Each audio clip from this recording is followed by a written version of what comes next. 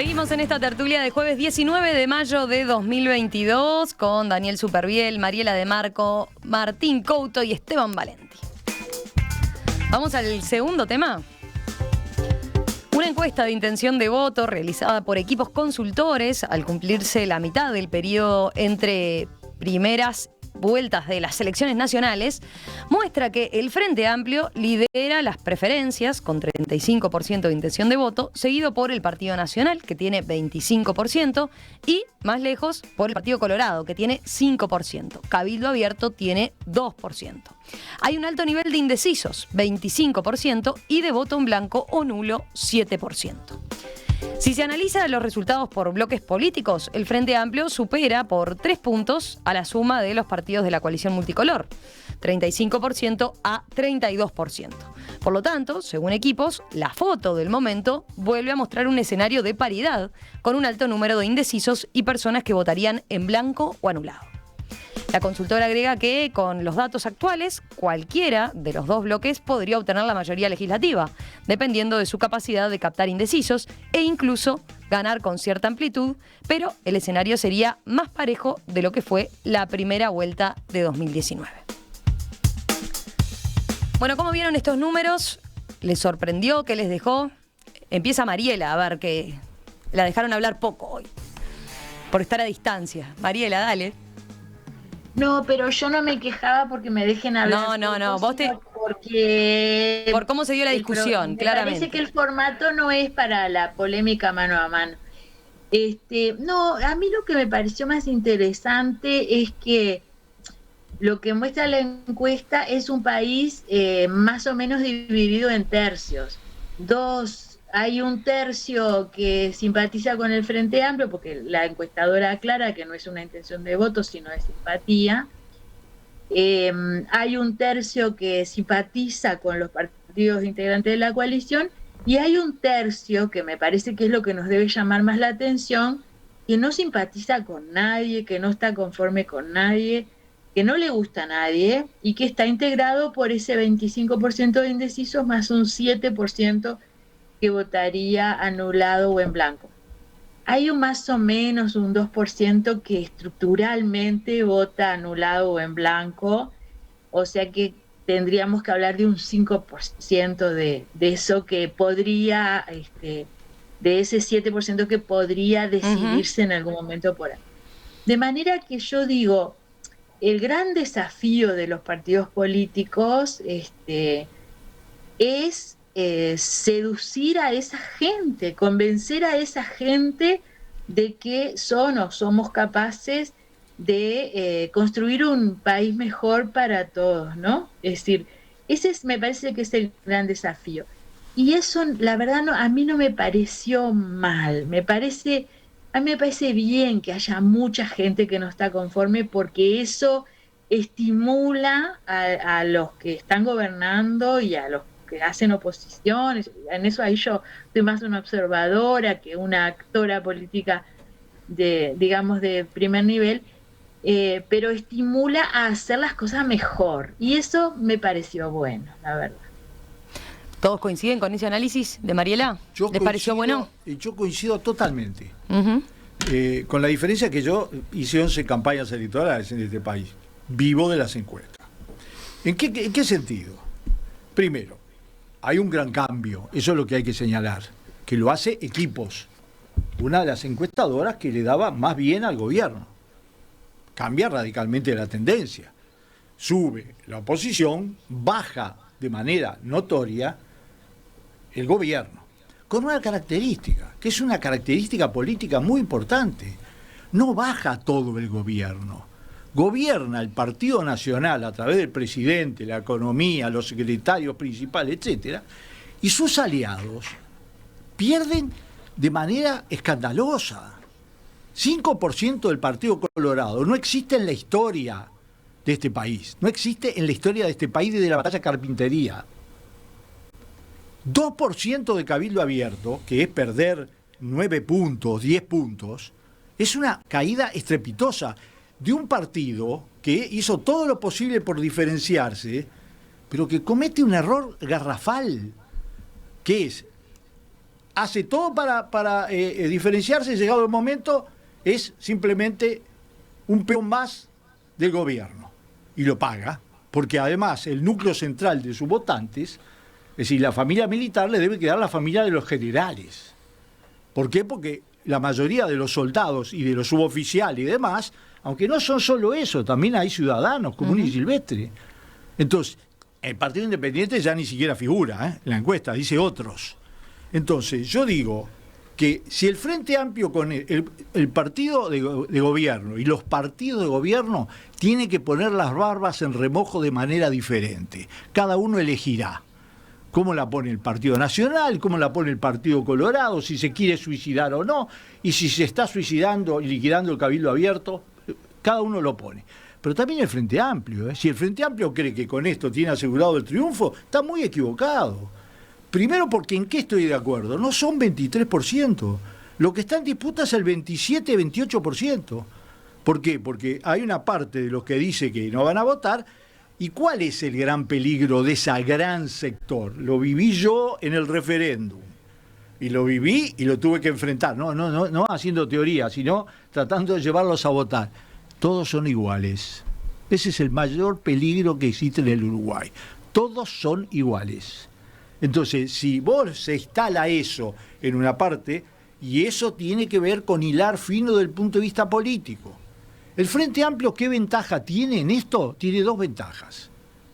La primera ventaja, que recuperó un presidente que efectivamente juega el papel de un presidente de una fuerza opositora que es la principal fuerza política del país. Y lo juega todos los días. Y en segundo lugar, recuperó otro de los elementos fundamentales.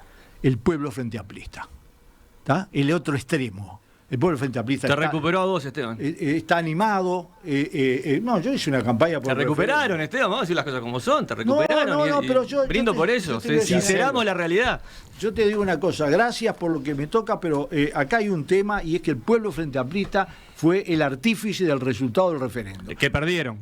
No, que ganó el gobierno. Digámoslo con todas las letras. No, porque eso de convertir una derrota en una victoria está muy lindo para el relato, pero la LUC se quedó fija, o sea, perdiste. Claro, yo creo que lo que dice Daniel es para reafirmárselo al propio gobierno. Que es lo que le dijo el presidente. Che, ganamos el referéndum, parece que lo hubiéramos perdido, porque estamos... Y ¿sabes qué pasa? En el pueblo frente amplista, el referéndum, que es donde importa, en el pueblo, en la ciudadanía rosada, no hay sentido de derrota. Eso es lo más importante, no es lo que diga yo, no la hay. Pero sobre todo, lo más importante, se ha abierto un debate político que todavía es incipiente, que empieza a florecer en todos los ámbitos. Entonces, yo creo que acá está en juego para todos los partidos señales muy claras. Y además, termino con una cosa, se terminó la luna de miel.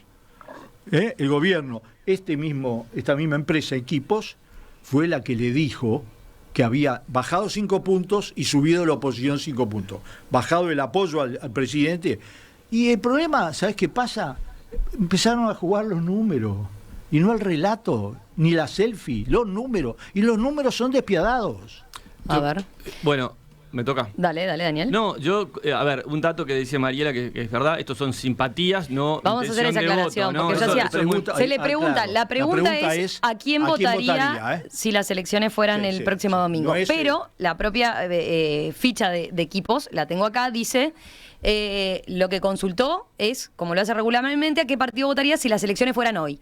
La respuesta a esta pregunta no puede considerarse una intención de voto, porque estamos lejos aún de cualquier elección o campaña, sino que se considera una simpatía política por partido. Pero lo que se le pregunta es a quién votaría. Bueno, me parece muy buena la aclaración para estar hablando sobre lo mismo. En esa misma comparación, la misma ficha técnica, o bueno, la explicación que hace Swaznavar, dice que si comparamos con las elecciones de 2019, el Frente Amplio perdió 4 puntos y el Partido Nacional perdió 4 puntos. O sea, perdieron los dos por igual 4 puntos. Y la coalición 22. Perdió 7 puntos Cabildo Abierto y creo que 4 puntos el Partido Colorado. O, bueno, no me acuerdo de memoria, pero bueno, perdieron más el Partido Colorado y Cabildo Abierto que los 4 puntos que perdieron por igual el Frente Amplio y el Partido Nacional. Un poco de análisis. Yo no tengo 9 campañas electorales como Esteban. 11. Yo tengo 2 nomás, una perdida y una ganada. Bueno, si contamos las internas serían 4, 3 ganadas y una perdida. Y un poco el análisis que hago es, el sistema electoral que se ha generado en Uruguay favorece la generación de dos bloques. Eso es un dato de la realidad. Hay un bloque que está consolidado, ¿no?, que es el bloque del Frente Amplio, integrado por el Partido Socialista, el Partido Comunista, bueno, y otros sectores, vertiente artiguista, el MPP, y son los grandes que me vienen a la memoria ahora que estoy hablando. Y por el otro lado había un conjunto de partidos desperdigados que lograron una suerte de acuerdo electoral en las pasadas elecciones, con ese acuerdo entre todos, con los 5 partidos, Partido de la Gente, Partido Independiente, Partido Nacional, Partido Colorado y Cabildo Abierto, que terminaron aunando votos y terminaron ganando las elecciones. Entonces yo creo que claramente el Uruguay avanza hacia ahí. Temas técnicos. Uno de esos bloques está mejor organizado que el otro. El otro está estrenándose esa suerte de cooperación en este gobierno con un liderazgo del presidente de la República y del Partido Nacional que lo arrojaron las urnas. Entonces, en esa construcción de esos dos bloques, porque hay matices, o no me van a decir que no hay matices entre IR y el Partido Comunista y el MPP y lo que es Danilo Astori. Hay matices dentro del Frente Amplio, algunos importantes, algunos no tan importantes. Entonces, en el lado de la coalición también hay matices, solamente que no están articulados en una asamblea general como tiene el Frente Amplio, que tiene varios estamentos de organización y discusión políticas, que es para admirar por cómo funcionan, pero no es lo que funciona en la coalición republicana, multicolor o los rosados o como lo quieras llamar Esteban. Entonces yo creo que un poco rosado no, celeste. Los desafíos que se empiezan a armar teniendo en cuenta esta situación es que claramente, desde el punto de vista político y electoral, por el lado de la coalición republicana se requerirían, a mi juicio, otro tipo de acuerdos para organizarse, para funcionar, para hacer política diferentes a los que en este estreno de este gobierno, con esta modalidad, está sucediendo. Eso creo que cae de maduro y creo que es un debe de los partidos de la coalición multicolor. Después, lo que digo es, está buenísimo que haya gente indecisa y que no pertenezca solo a los partidos y que los partidos tengan que tener la obligación de seducirlos, de conquistarlos, de hacerles un programa de gobierno y de hacerles una propuesta electoral, una propuesta de gestión, un balance, los checks and balance famosos, para que decían, no, confío en vos, no confío en vos, te doy el voto, te saco el voto, se lo doy para este lado, se lo doy para este otro. Entonces, en ese sentido me parece que está bueno eso que está pasando. Mujica decía que los ciudadanos son libres. Cuidado con aquellos partidos que se crean que son dueños de los votos de los ciudadanos. Tengo tantos votos, esos caudillos dicen, tengo tantos votos. No, los votos son volátiles como el viento y cambian, porque si hay una propuesta que te seduce más y vos tenés independencia de criterio, podés cambiar. Entonces, me parece que estamos en un escenario casi de paridad, habiendo 29, 27% de gente que no sabe a quién va a votar en las próximas elecciones. Bueno, el partido está totalmente abierto y creo que es una encuesta que está buena para la democracia uruguaya. Sos un cra. Te devuelvo el piropo. Sos un cra. Me toca. Elegiste la única explicación más o menos pasable para todos los líos que tienen adentro. Bueno, che, Mariel, ayúdame, que ahora casi no. A ver, no lo dejan hablar a Martín. Ahora viene la reivindicación de Martín. No, chiste, porque estaba escuchando muy atento. A ver, es una encuesta, creo que, y más alejado de las elecciones, las encuestas son herramientas muy valiosas para analizar la realidad, habría que analizar otras, mirar tendencias, etc., ¿no? Todo eso para abrir el paraguas y decir, bueno, es más o menos las conclusiones que podamos sacar. Luego de eso, Daniel es pícaro, porque dice, che, cae 5 puntos el Partido Nacional y cae 5 puntos. No, mira, acá lo tengo desagregado porque no estaba encontrando la tabla que había visto. Sí se menciona, ustedes mencionaban lo de la coalición multicolor que cae a eso 22. Iba a ir, no me spoilees, Romina, porque pero te iba a mencionar por partido. El Frente Amplio, si se compara la simpatía política de hoy en relación al voto 2019, cae 4 puntos. El Partido Nacional, 4 puntos. El Partido Colorado cae 7 puntos. Cabildo Abierto, 9 puntos. Y otros partidos, 4 puntos. O sea, Daniel nos dice primero, compara la caída del Frente Amplio con el Partido Nacional, pero después todo el resto de su argumento habla del Frente Amplio y la coalición multicolor. Al punto que le falta, yo diría, para hacer el Frente Amplio, otra cosa, ir a la Corte Electoral a registrar un lema. Y ahí hay una diferencia sustancial para la historia política uruguaya. Pero comparando los bloques, comparando los bloques, que es todo lo que hizo Daniel, el Frente Amplio cae 4 puntos y la coalición multicolor cae 22 puntos. O sea, no es 4 contra 5, o 4 contra 3, o 4 contra 4. Claro, No, es 4 contra 22. Es 4 contra 22, diría además, en un momento en donde parecía que ganaban las elecciones por 50 años más. Porque era, ¿no?, el presidente exitoso. Ayer fui, después capaz que charlamos de eso, a la presentación del libro de Daniel, ¿no? Estaba ahí como en un congreso de coalición multicolor republicana. Fuiste muy bien recibido. Sí, nada para decir de eso. Pero, y la cuestión era, bueno, ¿quién es el dueño del éxito? Y yo diría, ojo, porque si caes 22 puntos en una encuesta de vuelta a los paraguas, eso lo podemos discutir. No sé si hay que disputarse un éxito todavía, o hay que abrir los ganchos y ver cómo se desarrolla la cuestión. ¿Y qué quiero decir con esto? La última pregunta. ¿La coalición multicolor en 2019 tocó su techo? Eso es una pregunta. Y es una pregunta clave para analizar cuán juntos y juntas la coalición multicolor llega al final. Porque si los propios socios se dan cuenta de que eso fue el techo, quiere decir que en el 2024 y sucesivas elecciones va a haber menos para repartir que este techo. Con lo cual hay quienes van a ver la encuesta y van a decir, che, no me conviene proponer medidas alternativas a lo que plantea Presidencia y después aparecer en la conferencia cuando se anuncian las medidas que yo no propongo. Porque bajé del 12 al 2. Entonces, lo que hablamos siempre, ¿cuáles son los estímulos para cooperar y para competir? No es nada nuevo cuando en las coaliciones blanquicoloradas los blancos se apartaban un rato antes de las elecciones. Era para ver quién mandaba dentro de la coalición. Entonces, creo que ahí hay una pregunta muy grande. Cuando el Partido Nacional se fue del gobierno de Valle y lo dejó solo en medio de la crisis, fue para disputar y ocupar la posición que ocupa actualmente. Yo un minuto más, sé que tal vez fue un poco extenso. ¿Cómo se vincula esto con el tema anterior? O sea, lo que no me gustaría es que entonces la cuenta es sobre 2024. Y eso es un error, eso es una manera de hacer política que está mal, que le pasa a todo el mundo, que es transversal, pero está mal. La política se hace pensando, si quieren en el 2024, perfecto, pero también pensando siempre en el hoy, en mañana y en el 2024.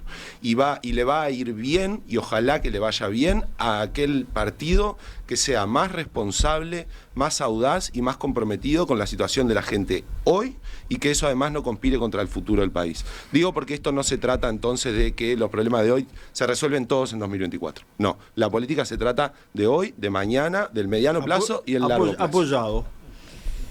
Mariela, ¿te quedó algún comentario? Sí, yo iba a hacer algún comentario de entrecasa, ¿no? Del Partido Colorado, porque me parece que, que esa caída de 7 puntos, si bien a mí no me sorprende, creo que requiere algún análisis, ¿no? Y bueno, yo desde adentro pienso que el Partido Colorado no se recupera del trauma, y así lo defino, trauma de la decepción de Talvi, digamos. Es decir, Talvi fue una gran esperanza de recuperar esas propuestas de corte vallista, ¿verdad?, socialdemócrata, que es la característica más saliente del Partido Colorado en el último siglo y pico, que primero entregó la Secretaría General del partido de un modo inexplicable a Sanguinetti en la noche en que había ganado la interna. Eso fue muy traumático para los que estábamos allí, que habíamos votado a Talvi. Es decir, yo hace años que estoy en la política y recuerdo pocas situaciones de tanto estupor y decepción. Porque no por la persona de Sanguinetti, sino porque lo que él entregó esa noche fue la promesa de renovación que había hecho y que varios de nosotros y nosotras habíamos asumido con mucho entusiasmo, con mucho entusiasmo. Yo creo que hacía mucho que no se veía eso en el Partido Colorado.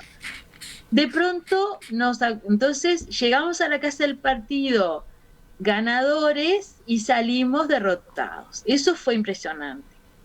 Y después el retiro, la no aceptación de ocupar la banca en el Senado, que yo la verdad me pareció un error desde el día 1. la incomodidad que tuvo en la Cancillería, que los lleva a irse de ahí, y después del retiro de la política. El Partido Colorado no se recupera de eso. Y la demostración está en que dejó un sector huérfano, que fue el sector Ciudadanos, además roto, algunos nos fuimos de allí, unos cuantos y cuantas nos fuimos de allí, de Ciudadanos, y no aparece un liderazgo alternativo, comparable, que pueda generar un entusiasmo comparable al que generó Talvi. Entonces creo que eso en parte explica ese 7% de caída del Partido Colorado. Interesante el propio autoanálisis que hizo Mariela de sus propias filas. A ver, ¿van por el mismo camino? Sí, ¿A qué se debe la caída de 4 del Frente? ¿A qué se debe la caída de 4 del Partido Nacional? Los escucho. Sí, yo creo que, a ver, hay una parte de lo que creo que si uno mira por partido encuentra explicaciones de este tipo. Y le agrego una cosa a lo que decía Mariela. ¿Cómo será si mañana hay una nueva esperanza? También a esos colorados y coloradas, supongo como Mariela, les va a costar confiar de vuelta, ¿no? Y entusiasmarse de vuelta con esa nueva esperanza. Obviamente. Creo que en el caso de Cabildo Abierto, a mí me parece que hay un problema. Pero tirate la pelota para el lobo. No me estás hablando del Frente. Ah, del Frente Amplio. Y yo creo que, a ver. Pero a raíz de lo que tiró Mariela, dije que hagan ustedes.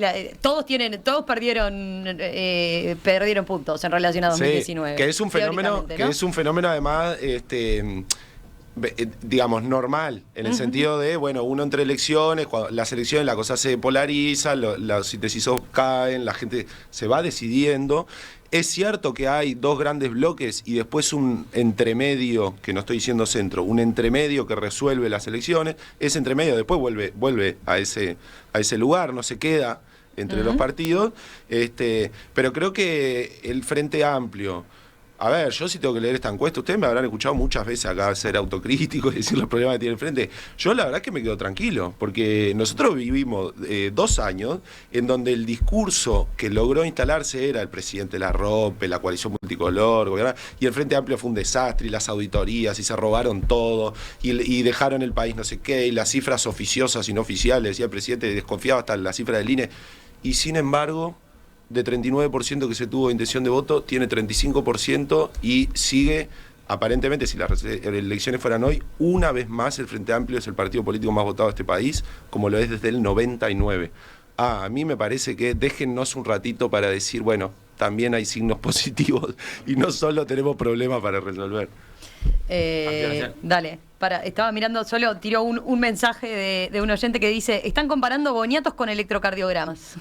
Una encuesta de medio periodo debería compararse con otro de medio periodo. Exactamente. Una de mitad de 2022 contra otra de mitad de 2017, por ejemplo. Perfecto, es exactamente así. Claro, pero también, si comparás con 5 años, no había coalición, o sea, es muy difícil. Sí, muy difícil. No puedes tomar en cuenta es Cabildo Abierto, pero se compara así. Está bien. Así no se sé compara. qué da eso, la verdad que no sé. No sé. No es excluyente. No sé qué da. Uno puede comparar series largas. Las encuestadoras comparan así. Bueno. Y los que hacemos campaña sabemos que eso es un elemento. Habría que tenerla, no la tengo.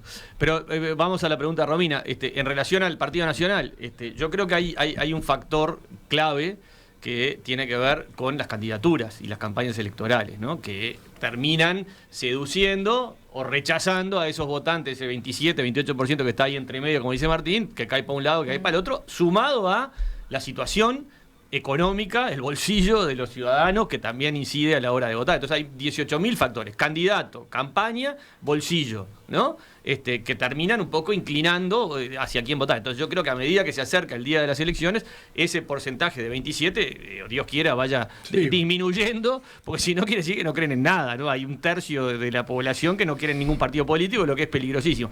Por eso digo que... Sí, Equipos marca que incluso habiendo pasado el referéndum, ¿no? Se sigue viendo un número muy alto en comparación histórica de indecisos a esta altura, ¿no? Y refiriéndonos al Partido Nacional, a la candidatura del Partido Nacional o a las candidaturas del Partido Nacional, creo que en estos momentos hay una efervescencia soterrada, pero muy efervescente, para ver para dónde sale, si sale una candidatura múltiple, si los wilsonistas presentan, si se rompe, digamos, el oficialismo que hoy lidera la calle Pou, si van con Delgado, van con Argimón, van con Raffo, van con Gandini, van con X que puede aparecer ahí en el último momento, pero lo cierto es que la competencia del Partido Nacional está totalmente abierta y creo que incide mucho al final a la hora de armar el menú, ¿no? Bueno, a ver, el único sector que creció desde hace 5 años o de manera muy importante es de los votos en disputa, que son los indecisos y los que dicen que van a votar anulado o en blanco. Ese sector creció mucho. El Frente Amplio creció con la encuesta de hace 5 años. El Partido Nacional está prácticamente igual. El Partido Colorado bajó y el nuevo y Cabildo Abierto no existía. Esa es una lectura. Ahora, las lecturas de la encuesta son lecturas dinámicas, son lecturas en función del proceso político, económico, social, cultural, ideológico y emocional.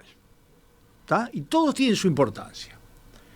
El dato más importante de esta encuesta es que se invirtió una tendencia en el cual el Frente Amplio venía en caída o en estancamiento muy importante y ahora ha recuperado iniciativa, ha recuperado, es decir, a los Frente Amplistas esta encuesta le cae de maravillas. Ahora, yo insisto, si le cae de maravillas y considera que con esto, dejando que esto se procese, tiene asegurado el gobierno, está muy equivocado. ¿Por qué? Porque el perfil de los indecisos y de las personas que no tienen definición de voto que se dan en la encuesta tiene algunos errores gravísimos. Yo lo viví en la reciente referéndum. ¿Ah? Pero que no hay duda de que hay un espacio muy grande para disputar de todo punto de vista, en la política, en la ideología, en el estado de ánimo, etcétera, lo hay. El Frente Amplio tiene mejores condiciones que las que tenía antes del referéndum. Eso no hay duda. ¿Tá? Y el gobierno y la coalición tiene peores condiciones. Yo le quiero agregar, digamos, al comentario que hizo nuestra compañera de tertulia, un detalle, y es que no solo se fue Talvi, sino que lo que ella dice es muy, muy importante. Vino Sanguinetti, y Sanguinetti, la verdad, yo no sé hasta dónde quiere llegar en el proceso de trituración del Partido Colorado, lo digo con todas las letras. Uno dice se mete en otro partido, pero es así. Mientras que, digamos, y también... A ver, ahora tenemos que dejar que Mariela conteste. Y también digo esto, Cabildo Abierto, que ha hecho esfuerzos muchos para diferenciarse, los resultados que le han dado han sido absolutamente negativos. Y no es porque tiene que volver al redil, porque yo creo que es exactamente al revés. Tiene que pensar su papel en la vida política nacional, porque además ahora se vienen otros actores, que es un solo Uruguay. ¿Ah? Que, digamos las cosas como son, ¿no? El dólar está a 40 y ustedes lo escucharon hablar de que hay atraso cambiario. No. Es decir, está silencioso, no hay atraso cambiario. Yo después quiero decir algo de Cabildo Abierto porque me parece que lo mencionamos mucho y nadie dijo nada. No, pero Mariela tenía que... A ver, se nos está yendo largo, se están hipotecando los telegramas, ¿eh? No, dale, Mariela.